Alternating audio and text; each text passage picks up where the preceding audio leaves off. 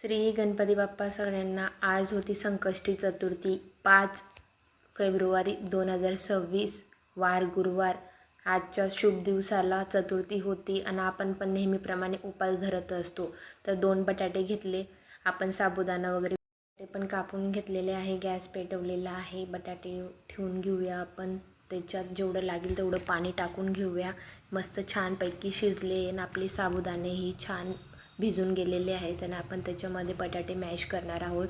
शेंगदाण्याचं कूट, कोथिंबीर आणि मिरची बारीक चिरलेली टाकून घेऊया आपण. त्याच्यात मिरची पावडर ॲड करूया, नमक ॲड करूया आणि थोडं जिरं वरून टाकून घेऊया कच्चं. आपण बघू शकता पूर्ण मॅच झालेलं आहे. गॅस पेटवूया, कढई ठेवून घेऊया, ऑइल टाकून घेऊया.